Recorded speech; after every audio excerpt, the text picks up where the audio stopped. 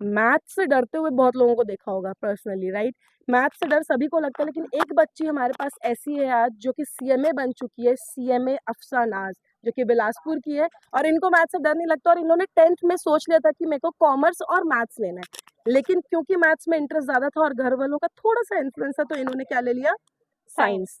लेकिन ultimately destiny जो होती है वो सबकी पहले से लिखी रहती है। तो नाउ शी इज़ सीएमए अफ़सा नाज़। आज हम पूछेंगे इनसे कि क्या इनकी जर्नी रही, और इनके पास एक बहुत छोटी-सी बुकलेट भी है, वो भी इसके बारे में बताएँगी। तो अफ़शा एक-एक करके शुरू से शुरुआत करते हैं कि कैसे ये जर्नी चालू हुई थी आपकी? Hello ma'am, I am CMA Akshara नाज। कल ही मेरा रिजल्ट आया।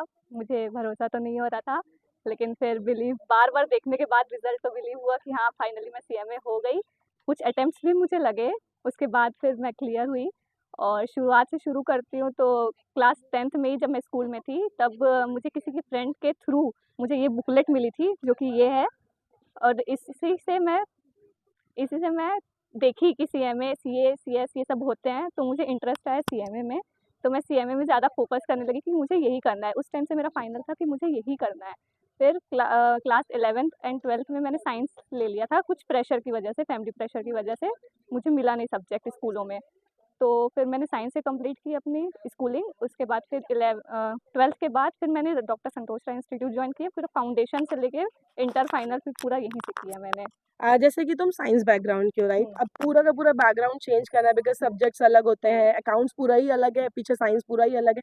तो क्या स्ट्रगल फेस किया था? इनिशियली तो थोड़ा बहुत लगता ही है, हाँ। साइंस से मैथ्स में, यस। साइंस से कॉमर्स में आने में थोड़ा-सा टाइम लगता है। तो तुमने किस तरीके से उससे कोप अप किया? शुरू में लगा मुझे फाउंडेशन टाइम में बहुत डिफ़िकल्टी हुई, लेकिन संतोष सर, मैम लोग सब लोग थे, तो मुझे ईज़ी भी पड़ा। वो सब अच्छे से समझाते थे मुझे, जैसा भी मैं जब भी टाइम माँगती थी तब वो मुझे टाइम देते थे, बैठाते थे, अलग से भी पढ़ाते थे, क्योंकि उन्हें भी पता था मैं मैथ्स वाली हूँ, मुझे थोड़ा टाइम लगेगा।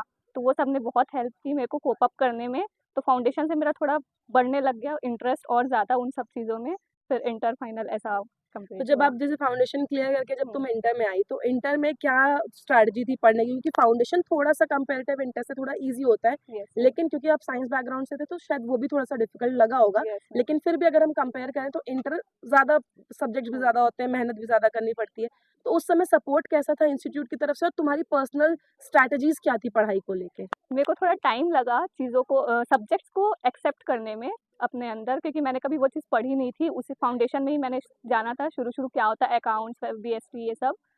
तो टीचर्स लोग भी बहुत सपोर्ट किए इन सब के लिए। इंटर के टाइम पे कोरोना हो गया था, तो काफ़ी लंबा गैप मिल गया था एग्ज़ाम देने के लिए। तो मैंने उस गैप में जहाँ सब लोग मज़े कर रहे थे, वहाँ मैंने सिर्फ़ पढ़ाई की और तुमने कुछ नहीं वहाँ पे की। फ़ायदा उठा लिया कि अब हाँ। ये टाइम है जो मैं अपनी कमज़ोरी को ओवरकम कर हाँ, सकती हूँ, हाँ, तो राइट? मैंने सिर्फ़ पढ़ाई की है उस टाइम और कुछ नहीं किया है, सिर्फ़ पढ़ाई की है। दिन भर पढ़ाई की है मैंने दिन भर इंटर के टाइम पे। ठीक है, अब जैसे इंटर हो गया, हुँ। फाइनल में क्या स्ट्रैटेजी थी? किस तरीके से पढ़ाई की गई? टेस्ट कैसे दिया?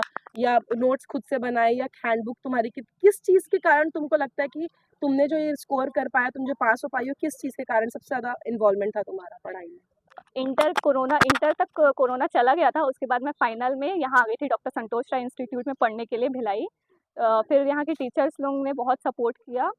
यहाँ से जो भी नोट्स मिलते हैं, जो भी हमें बुकलेट्स वगैरह मिलती हैं, वो सबको अच्छे से सॉल्व किया। चैप्टर वाइज़ हो गए या टेस्ट सीरीज़ हो गए, वो सबको अच्छे से दिया एकदम सीरियसली। तो वो सब मेरे को हेल्प करी कोप अप करने में। अब क्योंकि आप सीएमए बन चुकी हो और अब आपका कैंपस प्लेसमेंट है, यस मैम। आगे के फ्यूचर के लिए और बेटर कंपनी में जॉब के लिए हम आप पूरे डॉक्टर संतोष इंस्टीट्यूट आपको ऑल द बेस्ट बोलता है। Thank you thank ma'am, you so thank you. Much. Thank you ma'am.